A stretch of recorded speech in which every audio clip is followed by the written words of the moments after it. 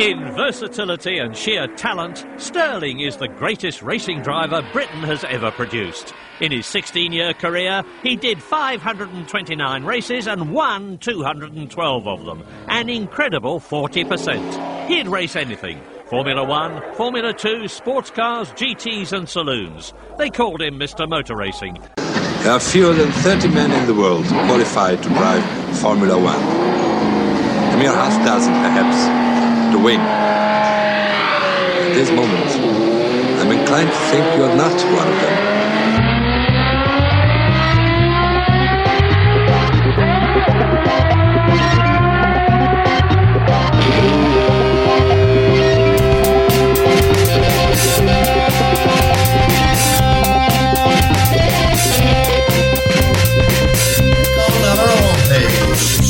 No, you want to.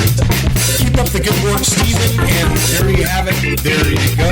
Hello, this is Desiree for F1weekly.com. I'm your in-depth correspondent. Let's go. With the qualifying, Steve.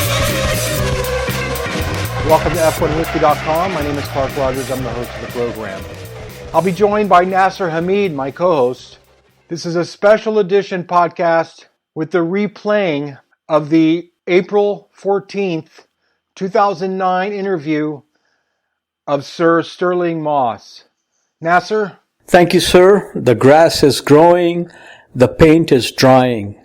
Living indoors with YouTube is very exciting. Back to you, Chief. Thank you, sir. How many teams will we lose this year? Will there be any racing at all in 2020? I have some more thoughts from Gary Sloan. And of course, like I said earlier, this podcast is dedicated to Stirling Moss. Nas, welcome to the studio. How are you? Thank you, sir. Good to hear from you again. Hope all is well in Cali. And like you said, very sad to hear the news that the great Stirling Moss passed away on April 20th. He was 90 years old. His father, who was a dentist, once raced in the Indy 500. His sister, Pat Moss, was a well-known rally driver and was married to Swedish rally legend Erik Karlsson.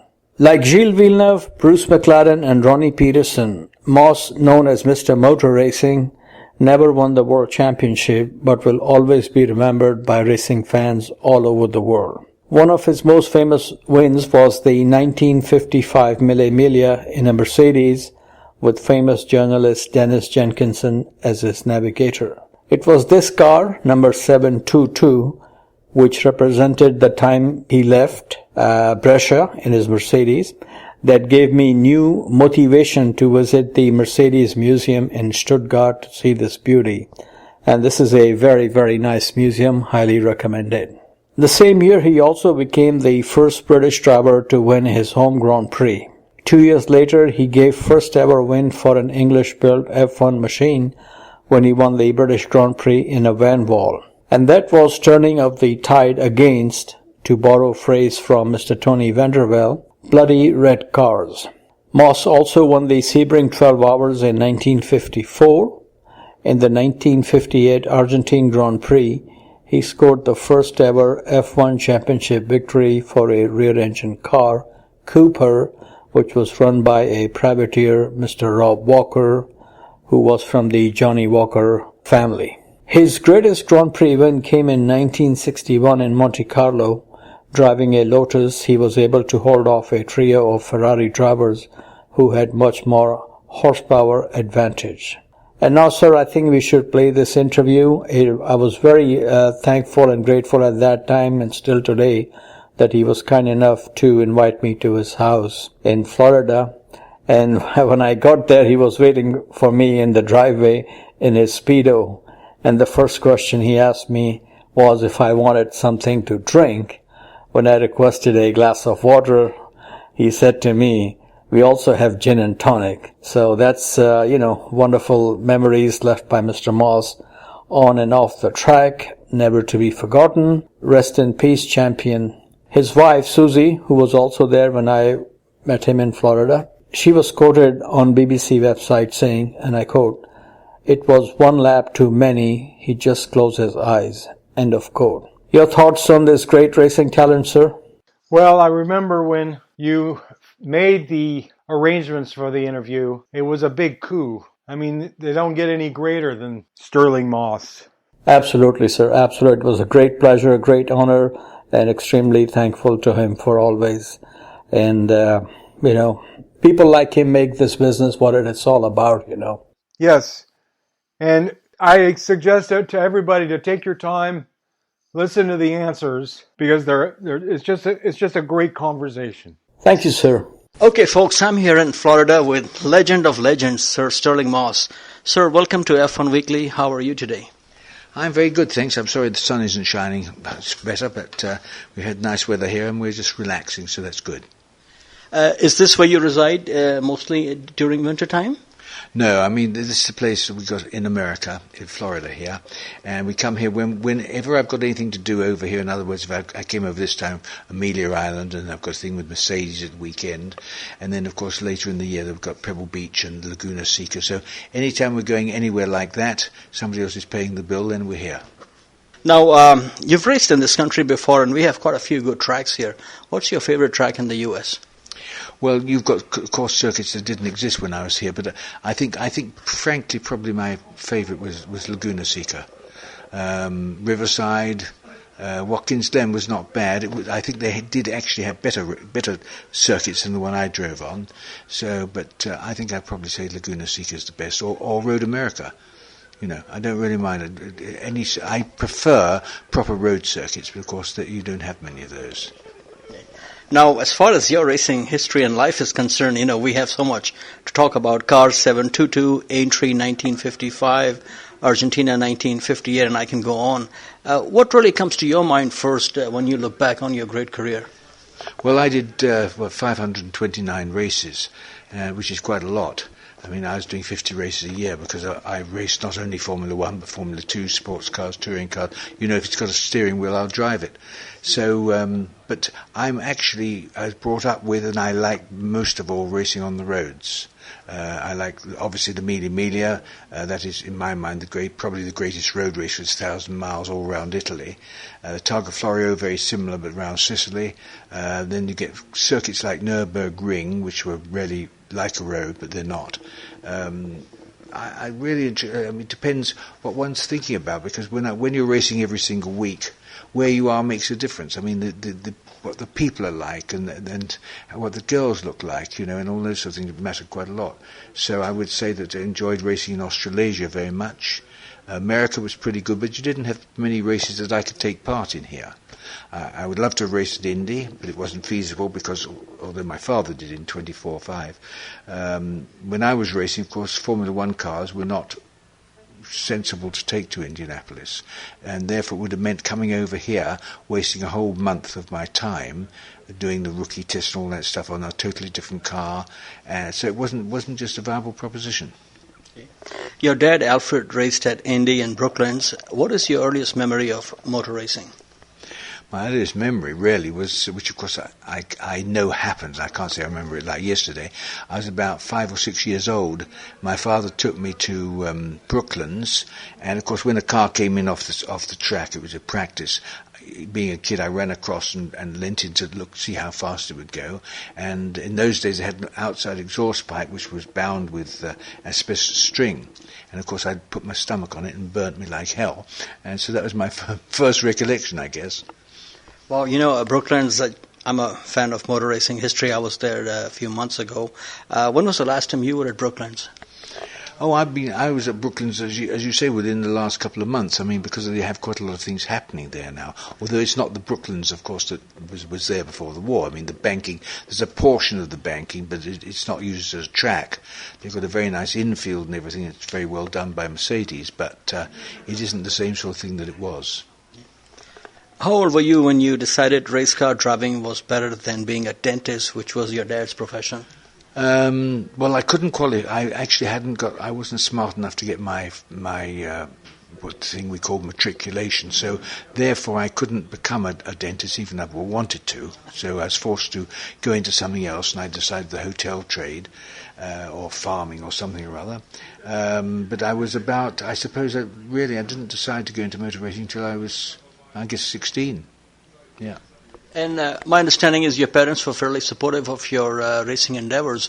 Was the dangers of the sport a concern for them? No, I had quite a lot of work to convince them. Actually, is danger. One of the things that interests a kid of 17, of course, is danger. I mean, I wanted to do something dangerous. That's what kids like to do, you know. And safety certainly was important. My father, I can remember him quite well, saying to me, "Okay, if you're going to race, you're going to wear a crash hat." And I said, "Oh, Dad, that's a bit sissy." I mean, the really top drivers like Chiron and Vermeil and people like that, they didn't wear them. I mean, and Farina, they just wore a cloth hat. But anyway, he said, "Look, if you're going to race, you're going to wear a crash hat." And but you see, when I started, the war had just finished, so there were no races in the way we know them now. There were mainly hill climbs and sprints, and then of course Goodwood was built, and we did have a few circuits. And I then, at the age of 18, signed up with a company called HWM and raced in Europe with that car. So that then took me out of England and gave me the fun of going all around Europe, being paid each week to enjoy myself, actually. Okay, sir, you mentioned girls. Which European country or other part of the world has the best-looking girls? Well, I mean, the thing is, they're what we call pit pops, is a bit too crumpet in those days. I mean, they're pretty good selection anywhere, actually, I must say that. Australasia, I think, are probably pretty good. America, yeah, pretty good. And it's difficult to find somewhere where the girls weren't good, actually. So I wasn't... it was just part and parcel of the enjoyment. See, our quality of life in those days was far higher than the drivers today. I mean, they get paid a lot of money, but our quality of life, the enjoyment and the exhilaration and the danger and the whole vibration around motor racing was quite different. And it's something that, of course, will never come back. But running on roads, on the actual roads, you know, you go into small towns like they still do at Monaco, but we go into many, many towns like that, San Remo and Périgueux and Mette and Erlen in Switzerland and so on. And then they just put straw bales down and then you'd race. I mean, it was a fantastic life. Would you have liked to see Kimi Räikkönen as your teammate in your racing days? Yeah, I think Kimi's a good driver, but I don't know that he's a terribly interesting bloke to be going out with, actually. I'll tell you the truth, because I think he drinks a lot, and of course I didn't drink at all. I think I could think of better blokes to chase crumpet with, actually. Okay, Bari 1951, you were to drive for Ferrari, but Enzo did an Italian job on you. Please tell our listeners about this experience. Well, I mean, when you're, as I was then, 20 years old, 21, and you get a call from Ferrari saying, would you drive a car, you know, you cross yourself and face Modena. And of course I went with my father down to Bari in southern Italy, and I knew which car it would be because it was a new first 4-cylinder Ferrari had done, you know, 12 cylinders. And so I found the garage, and went in there and saw the car and got in the car to feel it. And the mechanic said, you know, who are you, what are you doing? And I told him who I was and what. He said, oh, no, I'm sorry, you're not driving this, Piero Taruffi is. Well, now, Taruffi is a very good driver, but I was still pretty teed off. And I vowed then, I thought, well, if a man will do that, that's not, you know, not much of a gentleman, so I'll never race for him. And in fact, I never did. But in 1961, just before I had my crash, I went down to see him, and he said, would I race for him the following year? And I said, yes, certainly, I will, the sports car 246 and the Formula 1 car. And he said, you tell me what you want and I'll build it. I said, well, all I want is one of each, and if you paint it in Rob Walker blue, Rob Walker being the man I raced for, I'll drive it. And he agreed, and the car was built. But of course I had a big shunt, and I was unconscious for a month and paralysed for 6 months, so that finished it. Mille Miglia 1955, classic European road race. And here comes Moss, well out in front with the leaders. Ahead of them are 1,000 miles of some of the toughest racing in the world, right across Italy. What do you remember most from this victory? Well, Mille Miglia is something difficult to compare with others. I mean, there are 700 or 800 entries, and they reckon 15 million spectators all around Italy. I mean, the Italians love and you know, breathe motor racing, and it's a tremendously popular sport there. And I was driving a fantastic car, the 300 SLR Mercedes, which was capable. In fact, we were doing over 180 miles an hour, which was pretty quick then. And in fact, it was faster than twin-engined aircraft were. And on the roads, and of course, the biggest problem really is there are about 700 or 800 entries, and which means you've got seven or 800 drivers, or maybe even more, because some of them were sharing, and 1,000 people, in other words, driving, and really I think about probably 15 of them were competent, so it was a pretty nerve-wracking experience. But I mean, as an event, it is something quite unique. I mean, the people just line the roads, and the problem was, of course, I didn't know the circuit at all, so we made notes. But even having notes, which my co-driver, or at least my navigator, would give to me by hand signals, when you get people lining the roads literally round a corner, you can't see where the apex is. And of course, that makes it quite difficult to drive. And so it does have its own problems. But and it's of course over 10 hours in length, and which is a long time. In fact, I said to Jenks, I'm going to have to stop. I mean, I can't not go to the toilet. I mean, I had to have a pee. In we expected it to take about 10 or 12 hours. And so we did a stop when we were practicing. I said, right, okay, we're going to stop, we're going to jump out and have a quick slash and get back in the car, which we did. But, it takes a long time. You'd be amazed how long it takes, even if you've got your zip undone and everything else. So he said, all right, well, what we'll do is when we get to Rome, where we knew we had to have stop and we refuel the car and new tyres and everything, we'll get out and do it there. Well, when we come into Rome, I didn't realise they'd built 75,000 grandstand seats. So, of course, one doesn't just jump out just like easily. So I had to run around underneath the stands. It actually took me 1 minute 4 seconds. I know that because that's how long we were stationary for. Well, they did all the work on the car and then jumped back in. But it's an event that I have very happy memories of, obviously, and very dramatic memories, because the speed differential between our car, which is about 180 or so, and the Izettas, which were like little eggs on wheels, which were tuned up. Admittedly, they'd only do about probably 65 to 70. So you're going with a tremendous differential of speed. And of course, diesels. I mean, people don't realise that the first car went at 9 o'clock at night, and at half-minute intervals thereon till midnight. These cars went every half minute. Then at midnight, the faster cars went, and that was at minute intervals. I went at 7:22 a.m. That's hence the number, and I wasn't the last car. So if you put all that together, you can see there are an awful lot of cars there, and the competence of the drivers, of course, was a bit suspect, as you can imagine. I mean, you've got the Italian hairdressers with go faster tape down the cars and all that sort of thing, and they just, if you had a car, if you lived in Italy and you were a sporty sort of person, you had a car, you take it to Brescia, they put a number on it, and off you went. I mean, it's something you can't understand over here. Neither could we. Now, Dennis Jenkinson, what a great character. Any special memories of him you can share with us, please? And, I'm so happy to tell you, in 1982, I was at Monza, and after the race, I bumped into him and had a minute chat with him. Well, Jenks was a definite one-off. I mean, one story which I think sums him up pretty well, actually. Alan Henry, a friend of his, went down for breakfast, and he said, "Look, come and stay at my place," because the next day that morning they were announcing a new car in the nearby aerodrome. So he went down there, and he said he's cooking breakfast. So he cooked him bacon and eggs or something, and Alan sat down, started to eat it, and he realised Jenks was over by the draining board and was eating his breakfast. He said, "Aren't you going to join me?" And he said, "I can't." He said, "Well, why not?" He said, "Well, you've got the plate." I mean, if you can imagine, here's a guy living, he only had one plate because there's only one person, and that was the sort of person that he was. And one other thing that came to my mind is, I said to Jenks when we were doing this thing, because we had this roller map thing, which had all the notes on it for 17 metres long, and all the hints he had to relay to me about the circuit, 1,000 miles, you see, because it would take 2 days to do one lap, in practice, you can imagine. And we had this thing, and I said to Jenks, Jenks, what we should do, we should make 100 of these and sell them to the Americans. I'm sure the Americans would pay a lot of money for one of these. He said, no way. He said, if you want to do that, you can wait till I kick the bucket and then you can make them.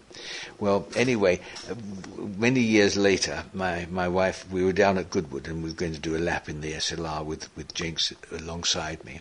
And by then, Jenks was 81 or 2, and of course couldn't jump around the way he used to, and we had the door open, he was clambering in and clutching this thing to him, And so Susie said to him, "Look, I'll hold that for you, Jenks, and give it to you when they're in the car."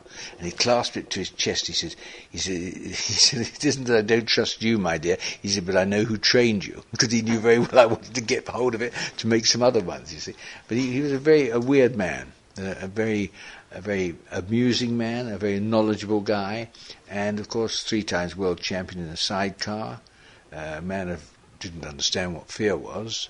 And I mean, I did once say to him, "Look, Jenks, would you do the Mille Miglia with me in an MG?" He said, "Good Lord, no." I said, "Why not?" He said, "I'd be scared." I said, "What do you mean?" He said, "Well, I know how to drive an MG, and therefore I would, what you were doing, I wouldn't maybe agree with it." He said, "But with the SLR, I know nothing about it, so I left it to you and I can enjoy it." I mean, he's quite a weird person. Yeah. Great stories there. Okay, now is it true that after the race, you started from Brescia, Rome, Brescia, you got into your Mercedes and drove all the way to Stuttgart? Yeah, well, the thing you've got to realize, I don't know if you can buy it, but adrenaline doesn't half wake you up. And to go through that race, it was very tiring. I mean, but I was very fit, of course. But to do the race over 10 hours, come in and then actually be found to be the winner, really gives you a tremendous lift. And I thought, well, I can't go to sleep now. I'm just really too geared up.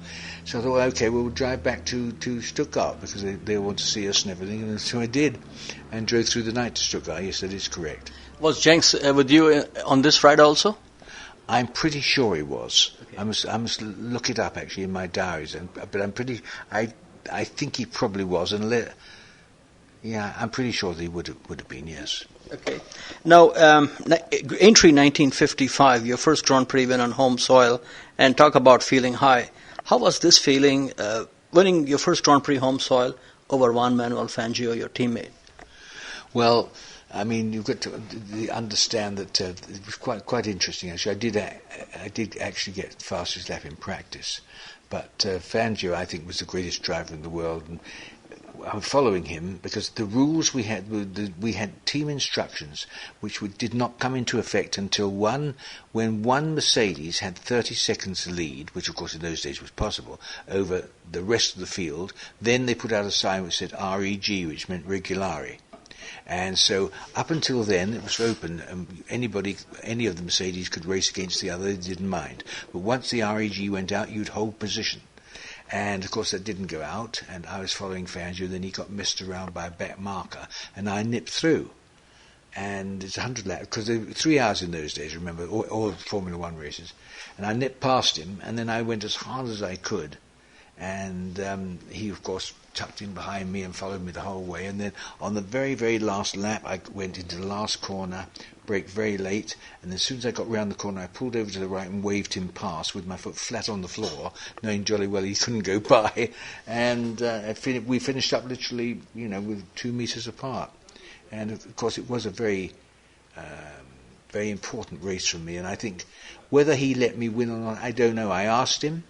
After we'd retired, I said, "Did you let me win?" Because he's the sort of person that would have said, "Well, good if Stirling wins this one because it's his own home place and I win the other ones," and so on. But he said, no. He said, "You were on form and it was your race." So I still don't really know. You have been quoted as saying, and this is what really, it's like a wow, that I was privileged to finish second to Fangio. What made the Maestro so good that even Mr. Motor Racing was happy to finish second behind him? Difficult to tell you because I could beat him in sports cars. He didn't, for whatever reason, didn't like sports cars. In fact, he really liked to see the front wheels, which I didn't understand, didn't worry me, but he did. He had enormous tenacity. He was very fit, very strong. His driving, I mean, he would let me follow him. Literally, we were known as the train. I was only half a car length behind him for many, many Grand Prix. He'd never go over the edge and throw muck at me or anything, and he was just a real gentleman. And we had I suppose, an understanding or what have you. I mean, people would say, well, if you really tried, you could pass him. The thing is that really it's so much easier to follow somebody. And following Juan was, to me, the fact that you might beat him doesn't mean you're better than he is. And it was a great honour to follow the best man in the world, that closely, actually. So do you think it's a good idea for a young driver coming into, let's say, any form of racing? Let's just take the example of Alonso and Hamilton, that you team up with a really established driver, or it's better to just be with the back marker team so you get some experience? What's your take on that? Well, I'm very lucky because I was brought up on hill climbs because racing didn't exist, as I said before. And the great thing about a hill climb is you set your own limit. In other words, you can't go into a corner and another guy come and pip you on the inside. You think, well, gosh, I should have gone deeper. Or you do the best you can, and all you're running against is a clock. Now, it's nothing like as exciting as racing, but I think it gives you a good background. And because I know that when I started to race, I really didn't spin a car for quite a long time because I was frightened it might turn over, which of course would very unlikely, but nevertheless, I think that really you learn a lot from other people, and there's now, of course, nowadays you've got all these carts. Everybody comes through a cart. Well, of course, carts didn't exist then, so one had to come up in some other fashion. But I think that a driver is born, but then takes what is the talent he's got and polishes it to make it as good as he can. I think it's rather like someone who's a singer. If you've got a good voice, and you're not necessarily a great singer, but you can improve it and work on it and get better. And I think motor racing has to be in that type of thing. I think that you have an aptitude, and then you learn so much. I mean, to brake really hard is quite difficult. I mean, that's where Lewis, for instance, is so good. He keeps the car under control. And people don't think of braking as being as difficult as it can be, actually. I mean, it's all road holding and so on, which does matter, but so does braking.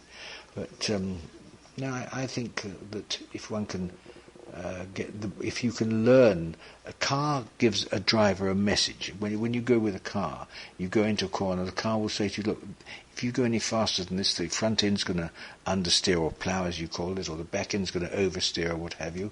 And you've got to get round that. So if you're asking it to do more than it wants to do, you've got to know what method of getting around. In other words, learn the language of the car. Now, this feel of a racing car that most successful drivers talk about, you've pretty much answered the question, but I'll ask you in this way. Is this all natural, or this feel can be taught in a racing school, or can you learn? I think a lot can be learnt. I think a good tutor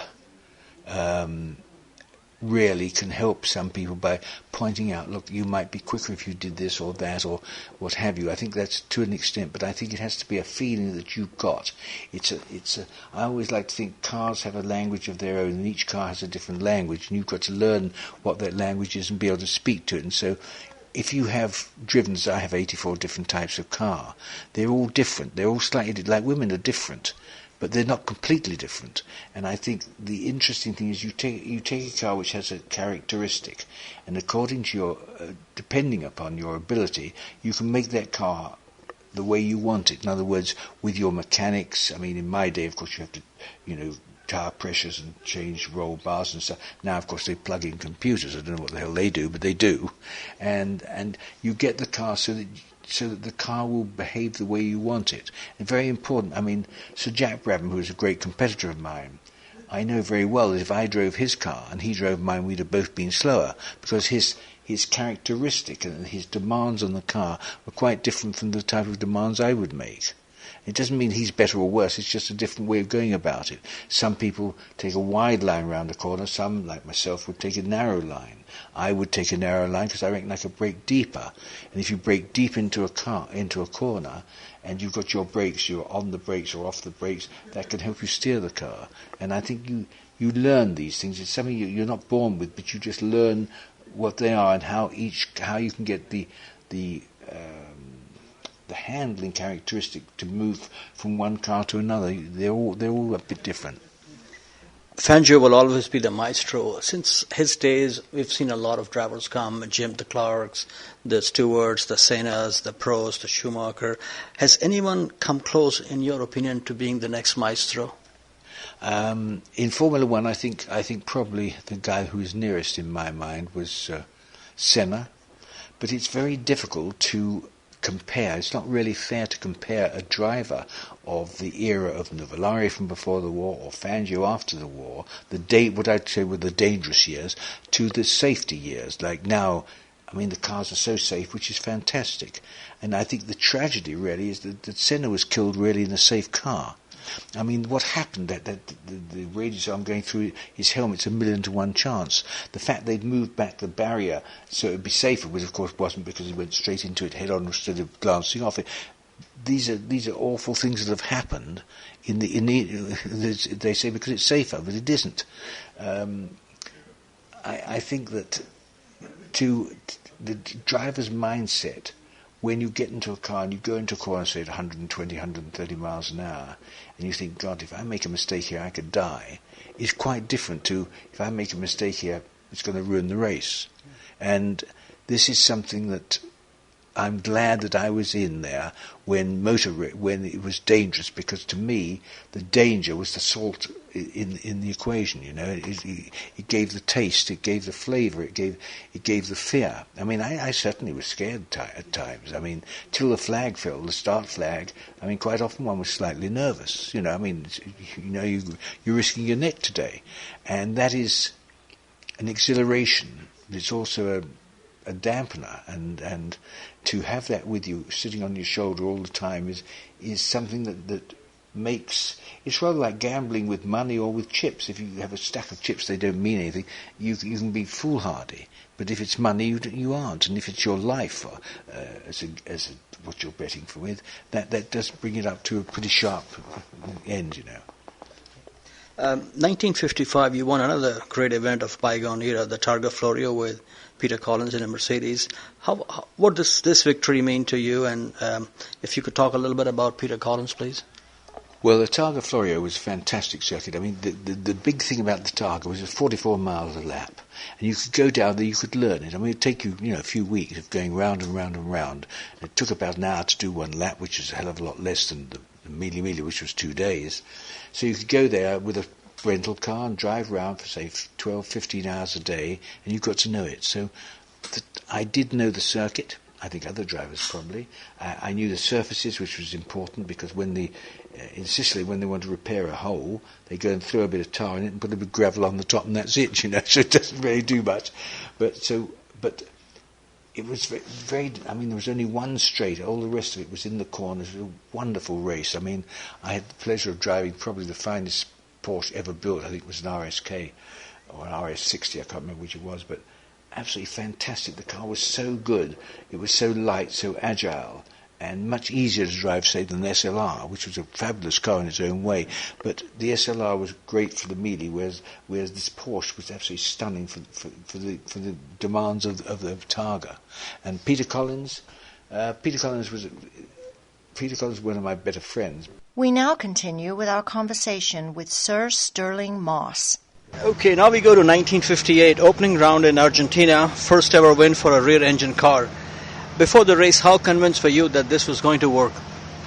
Well, we went there, and it was the first time actually a rear-engine car had won, so we had no experience.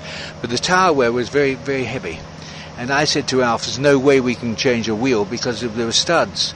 I said, "I'm going to have to, whatever I do, I'm going to have to somehow do this non-stop." And so we agreed, and I went round the night before saying to all the drivers, it's all right for you.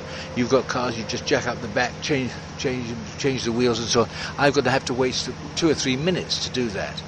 And because they knew how bad the tire wear was. And of course, at halfway, when cars started to go in for a tire change and refueling halfway through, my mechanic went out and stood there with a jack and a wheel to sort of say, okay, and everybody's standing by. And we carried out this charade for quite a few laps, and then they began to dawn on them maybe I wasn't going to stop. Well, by then I'd built up a sufficient lead, and the big problem I had was near the end, as the tyres wore, the front tyres, I could see them, they're right there.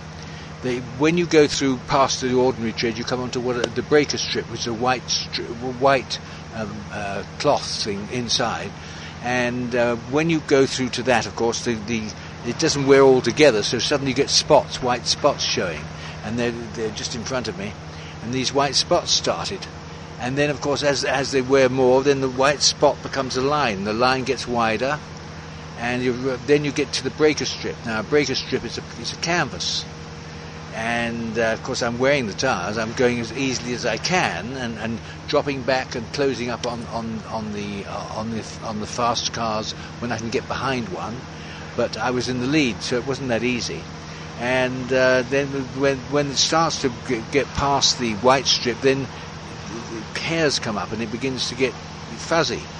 And so I'm watching these two tyres going around fuzzy, and it's quite nerve-wracking. I mean, I was going around thinking, well, here I was in this car, leading a World Championship race, a Grande Épreuve, first time ever for a rear-engine car, and I'm in the lead. What am I going to do? I'm not going to go in and change and lose 3 minutes. So I just had to keep going, and I was going around. Luckily, at that autodrome in Argentina, the curbstones, you know where I mean at the side, they were chamfered. So I could actually go around them. I'd run up, and then I'd go onto the grass to cool the tyres down, then back onto the thing again. And so I managed to sort of save them. And anyway, in the end, they realised, and Musso was coming along fast as he could possibly go with the Ferrari. And anyway, he didn't quite make it. I won by about 2 seconds, so that was quite good. The final race was in Casablanca, Morocco. A championship decider. You won the race and set the fastest lap, but Mike Hawthorne became the first British world champion with a little help from his teammate Phil Hill. Can you share your thoughts from that day and evening, and did you feel anything bad about the team orders? No, answering the team orders, no, not at all, because, I mean, obviously it was the right thing for Phil to do, was because at the time Mike had to win. I had to actually win, get fastest lap, and he not be second. Well, I was winning, I had got fastest lap, and he wasn't second. And then Phil Hill realised that he needed his space, and so he backed off, and correctly in my mind gave it to Mike. I was obviously very disappointed, because I thought, well, I do deserve the world title and everything else, but I was disappointed. I got used to it after I lost it a few times, and now I'm in a situation where it doesn't worry me at all, frankly. But I can... When you're going around on these events, you get very consumed in them, and you have to work out your own tactics and so on. And there was nothing I could do about it. I couldn't stop Phil backing off and that sort of thing. So there it was. Your teammate Stuart Lewis Evans was killed in this race, and Hawthorne himself was killed in a road accident a few months later. Can you share your thoughts on these gentlemen as drivers and friends, please? I'll tell you, Stuart Lewis Evans was an incredibly fast driver. He wasn't very strong, and I think that was one of his problems, is fatigue would get to him a bit. But I mean, if you're talking about a driver getting as fast a lap as anybody, I would say he was equal to anybody in the world at that time. Tony Brooks was also with me in the same team, and he was another driver who I would say was as fast as anybody. I mean, the Van Wall team at that time, with the three of us, was I think really had fast drivers. And the car was not easy. It wasn't that pleasant to drive. The Van Wall was a beautiful looking car, but it did improve. We had troubles with breakage of injector pipes and so on, so it had a checkered career, but the car was good enough to win the title, but it was never nice to drive like a 250F. So but to see at the Italian Grand Prix, last but one Grand Prix I think it was, with the whole of our team in the front row, was really very rewarding. Now, 1958 was the first year of the Constructors' Championship, and Van Wall won that. Do you think Mr. Vandervelde would have stayed in Formula One had Stuart Lewis Evans not been killed? That's a very interesting question. There's no doubt that he certainly did it because he was killed, yes. Whether he would have continued, possibly. For sponsorship and that sort of thing was much more difficult then. Of course, he was a rich man, but it's still a very expensive sport to run. I think with the team he had and the way the cars went, I think he probably would have stayed on, because he disliked Ferrari. He had big rows with him, and he said, one thing I wanted to do is beat those bloody red cars, and I think that gave him a great reason for being in sport, in racing, and I think probably if he hadn't got killed, yes, he probably would have stayed in. You mentioned Maserati 250F. What a beautiful looking car. Was it the best car you ever raced, and any other cars that you were very fond of driving? I would say the 250F was probably the nicest car, but you can't really compare it against, say the Mercedes, which won, of course, all the time. Mercedes didn't break.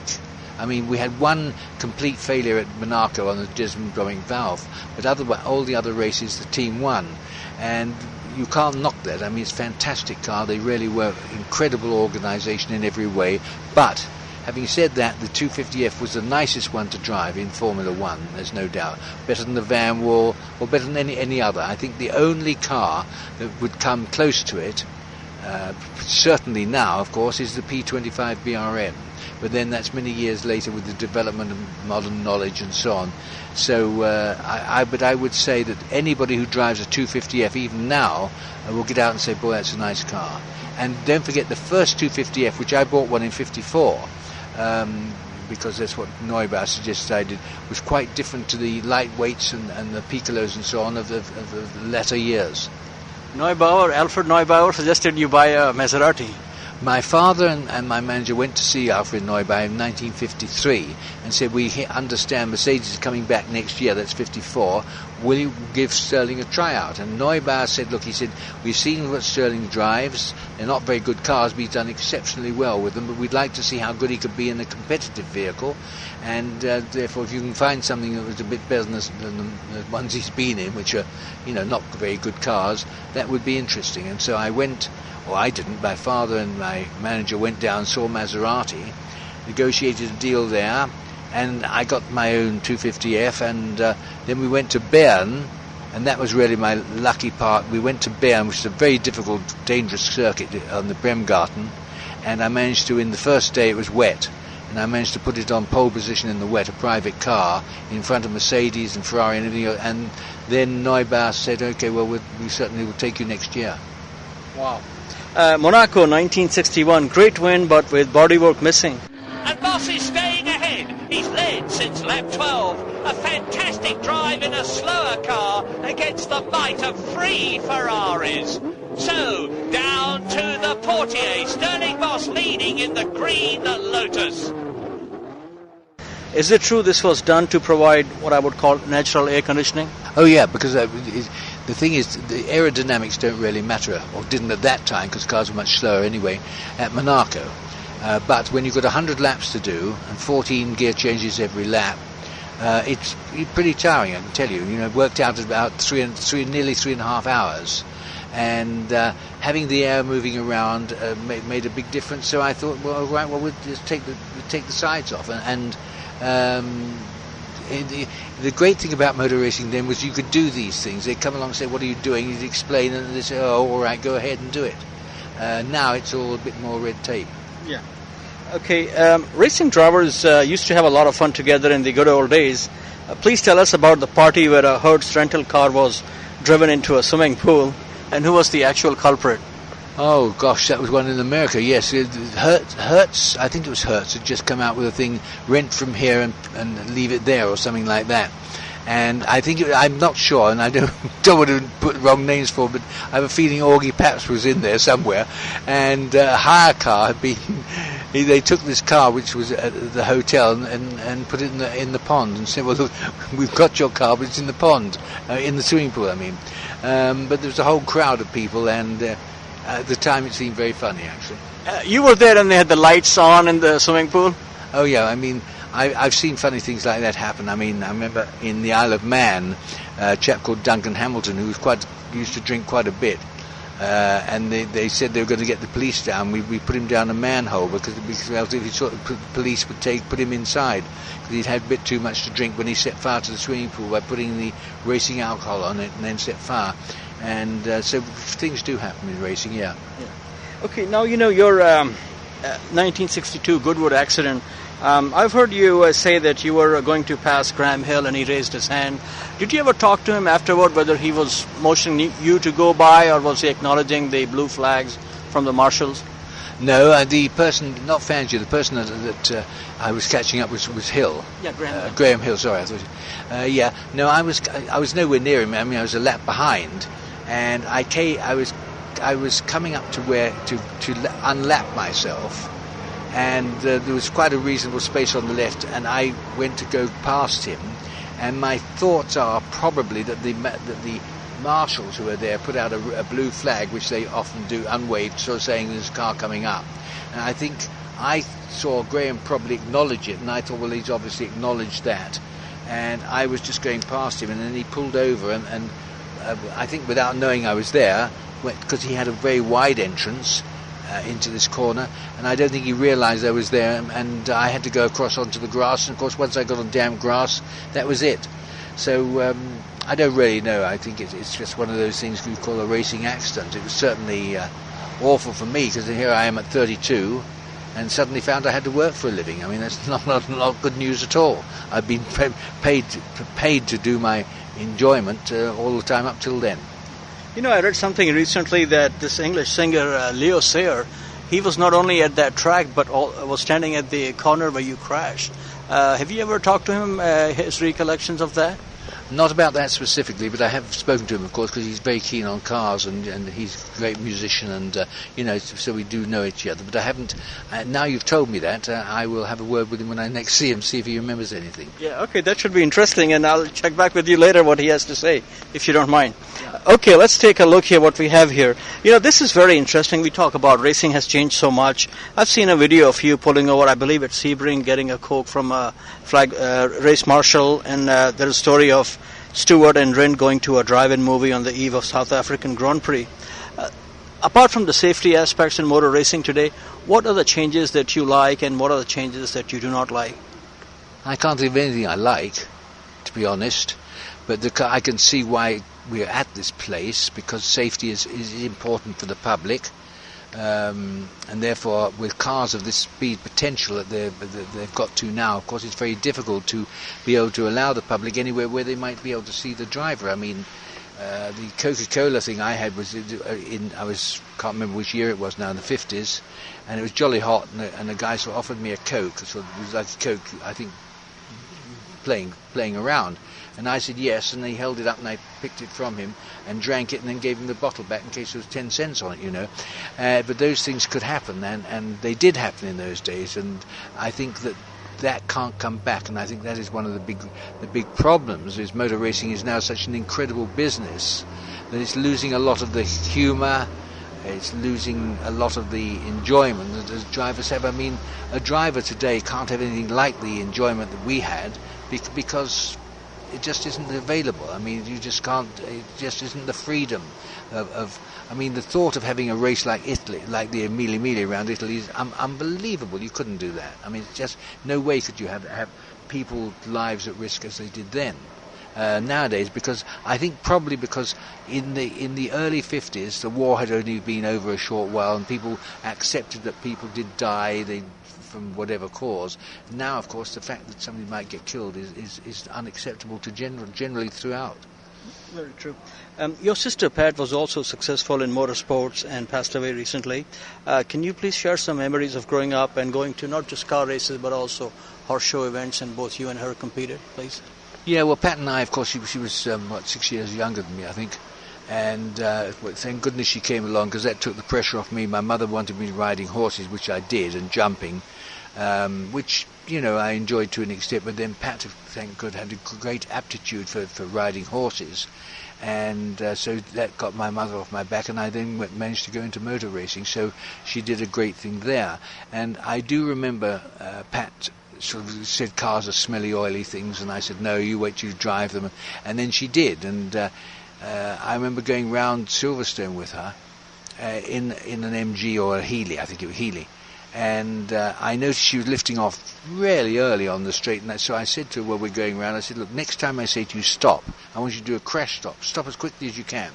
So we're going down the straight at Silverstone into a fast corner, and as soon as she lifted off, I said stop, and she stopped, and long before the corner. And I said, well, what are you doing here? She said, well, you told me to stop. I said, yes, but I didn't tell you to stop until you lifted off. You should be flat out here. So then she got the idea of it, and then next time she left her foot in there, and no doubt that she had a great aptitude for driving, because, I mean, she won the Rome-Liège single-handed and so on, and she was really a very quick driver. The meltdown we had at McLaren in 2007, what was your take on the Alonso-Hamilton-Dennis relationship, and what would you have done if you were in Ron's shoes? Oh, very difficult, because I could feel for both, actually. I see I mean, Alonso was a terrific driver, world champion and so on. And then along came this guy. They said, well, he's a guy you've never heard of. And suddenly a guy like Lewis Hamilton turns up and starts to, be faster than you are. I mean, it's rather like, saying to me, there's a guy that you don't know him, Fangio, who may come drive a car. And I'd have been staggered. And I think it's a situation which wasn't handled as well as it might have been.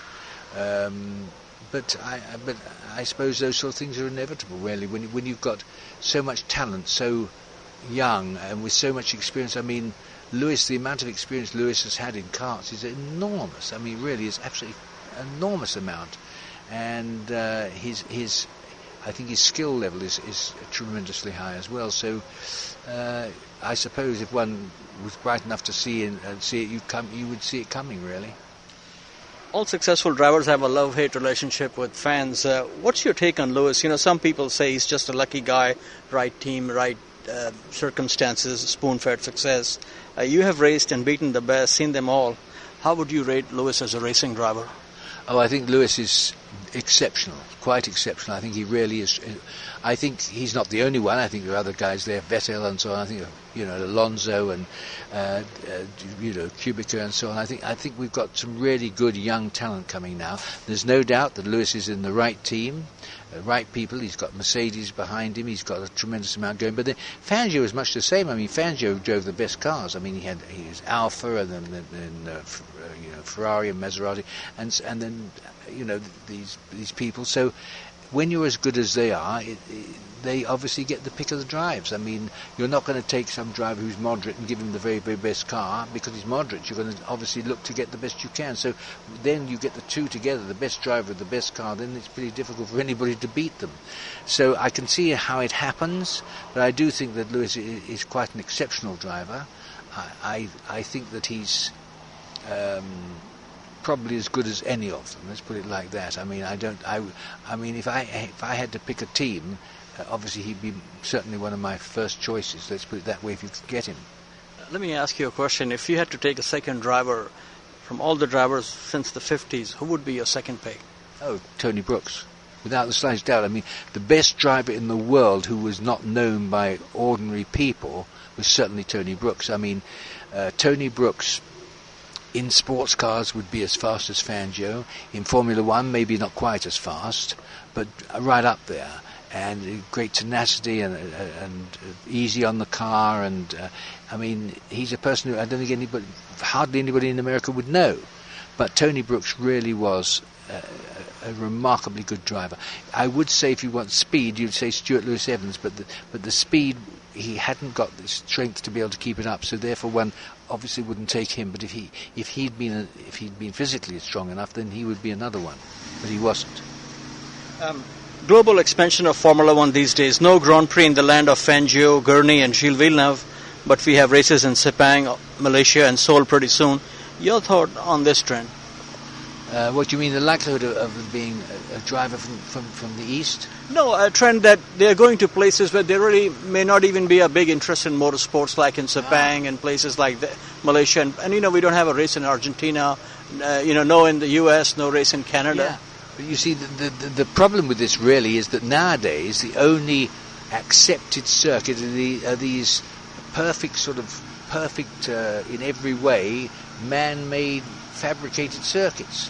Well, we've got there because of the way the sport is controlled. And it is a great shame to me, because I think that if it was proper road racing, you could have a good road in all sorts of countries. And it doesn't have to be that great. I mean, a car is made to go over manhole covers and tram lines if they're there. But of course it doesn't happen now. And you've got all these incredibly well places. They're terribly, to me, antiseptic, but they are wonderfully done, and the toilet facilities are great and everything else, and you can't really knock it, I suppose. But it's not, to me personally, it is a shame that racing's gone that far in that direction. Tram lines reminds me of Portuguese Grand Prix. In 1958, Mike Hawthorne was disqualified, I believe, from a race, Portuguese Grand Prix, and you came to his aid, which basically helped him get 7 points in second place. which cost you to lose the championship. Can you tell a little bit about that, please? Yeah, well, they had disqualified him because he got up the escape road and then came the wrong way of the circuit, and the marshal push and so on. But from my point of view, and I said to him, look, he wasn't on the circuit, so he wasn't doing anything wrong. I mean, the guy's up the escape road, that doesn't count. Whatever you do up there, that's okay. And I'm glad to say they put him back, because I just don't believe that. To me, there's no benefit, no kudos, if you like, in winning a race if the person you're driving against has got a bad ankle and you're a runner, you know. And I think that in that case, I gave evidence on his behalf, because I truly believe that he shouldn't have been disqualified. And yes, it did take away a world championship, but to me, the race that matters most is the race today, not last week because we've done it, not next week because we're not there. Today I may die, I may win. So I'm not interested in the trouble with the World Championship, which is very important, and I understand that, is I have seen drivers, many drivers lately, only try to be a certain place to win the title. I remember Emerson Fittipaldi only tried to be fourth, I think, on the US Grand Prix many years ago, because that gave him the title. And then last year we had Lewis. He only needed to be fifth and he got the title. That isn't, to me, motor racing. Motor racing is getting out there and having a go and trying to win. And but we can't change it. You can't make it the ideal way, can you? Who do you like to see win this year's World Championship? Well, I think I'd probably Massa would be a very worthy champion, because I think he did a tremendous job last year. He deserved, in my mind, the title, because I do not believe that the team orders that McLaren gave to Lewis were correct. They said to Lewis they did not want him to go out and have a go. I think they should have let him, and I'm sure it would have been okay. And I think for that they should be penalised. I think if Massa wins, that'll be fair. What's a day like in the life of Mr. Motor Racing these days? Oh, I have a very interesting and enjoyable life. I travel a lot, a couple of 100,000 miles a year. I go around talking about motor racing, meeting people, and trying to put in my 2 cents with here and there. And they keep, changing the rules, this, that, and the other. And I race historic cars. I've got a fantastic new Oscar, the FS 372, which I've raced actually at Spa, and I hope to be racing that this year. I hope to race it in the Lola Mark 1 at Laguna, and so I look forward to taking part in rallies, which I drive with my wife, and just generally being on the fringe of it and enjoying it. It's a great honor and pleasure to meet you. How about a message to listeners of F1 Weekly worldwide, please? Well, all I can say is that try and learn. The more you can learn about the sport, the more interesting it becomes. When you know the difficulties that the teams are facing, and the fact now we've got this Honda going so well, is it going to be that good? And the more you know, the more you glean from it, and the more exciting it becomes. Because motor racing is an exciting sport. I don't think it's as exciting now as it was, but then times have changed. And I think for excitement, sometimes there has to be danger. But having said that, I still think to be able to see the quality of drivers and the quality of the technicians and so on is really something worthwhile. Thank you very much, sir. And of course, may Stirling Moss rest in peace. So now we go to the political side of the Formula One scene. As we know, this shutdown of 2020 is killing some of the smaller teams financially. And I'll just mention 3 in the latest In the Pit Lane episode from Gary Sloan. We'll begin with Renault. It's hard to imagine Renault staying in F1 given the parent company's many challenges financially and structurally. Renault's debt was downgraded to junk status last week following poor results when the group's profits were almost wiped out. There is also the relatively poor performance on track, which does not bode well for further involvement. The solution could rest with one Alain Prost, who, apart from being a legend in France, is also an international ambassador for Renault. Prost could persuade the French billionaire Bernard Jean-Etienne Arnault to join the F1 grid. Arnault is the chairman and chief executive of LVMH Moet Hennessy, the world's largest luxury goods company.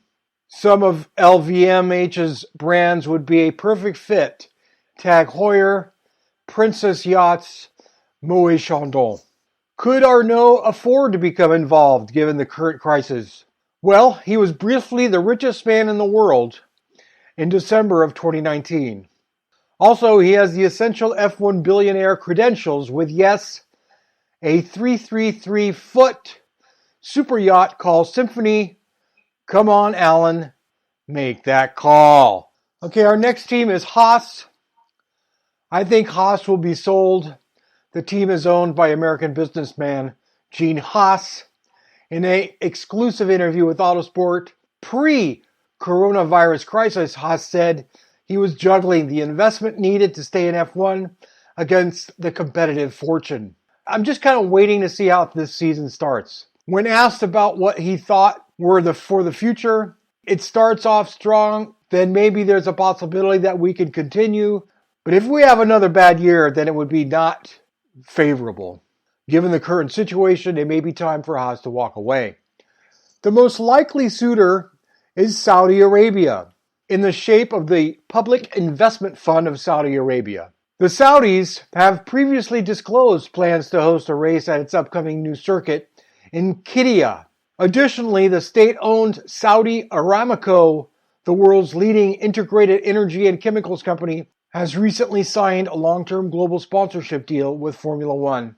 The Crown Prince, Mohammed bin Salman bin Abdulaziz Al Saud, may be taking his lead from his smaller neighbor Bahrain, of course, stage a Grand Prix and own a team. Haas team Steiner responded at the 2019 Russian Grand Prix, "I really don't know what to say, except I also wish the investors good luck, because I don't know them. Haas is not for sale. This is one of those usual tweets from them, and I'd rather not get into it." Maybe Steiner does not know them, but Gene Haas probably does. And finally, Williams, sadly, no secret, the teams majority owned by Sir Frank Williams are in trouble financially. Williams represents all that is good about F1, run by Frank's daughter Claire. It is an organization with motor racing at its very heart. Williams has held to the core value of being a constructor and refused to become a B team in the mold of Haas. Nevertheless, times have been hard on and off the track in recent years, with Williams selling some of the family silver in the shape of Williams Advanced Engineering late last year. Williams has just announced a loan from Michael Latifi, a Canadian billionaire and father of newly signed driver Nicolas Latifi. Though his Latris Racing Company, the loan is secured on the team's contract to race in F1 and also covers 112 historic cars. It could be argued that Latifi is securing the drive for his son, something Lawrence Stroll did at Williams, to the tune of a staggering $80 million. But maybe not. Latifi has a taste for team ownership with his 10% stake in the McLaren team, and this is most likely a preemptive move to take control at Williams. Why move so quickly? Well, apart from Williams' need for cash, Latifi will be only too aware of a possible adversity in the one Ceylon Adams. Yes, you guessed it, another Canadian billionaire. Adams is backing Williams' new test driver Roy Nissany and has a desire to see Nissany fast-track to F1. Adam commented, of course he has a few hurdles to accomplish before he can be selected to be one of the two drivers. Buying the team would certainly get his man over said hurdles. Latifi has placed himself in pole position if Williams' situation deteriorates, but he may want to look over his shoulder in case Toto Wolff returns post-Mercedes to his old hunting ground. So there you have it. Excuse me, I have a sore throat, and I apologize for that. Once again, great interview with Stirling Moss, Nass. Thank you so much. Yes, sir. We look forward to it, and all the best to everybody. Ciao, ciao. Thanks, Nasser. Everything is well. Hopefully we don't have any more tragedies, and we have a regular podcast next week. Thanks for listening. Good night. Bye-bye.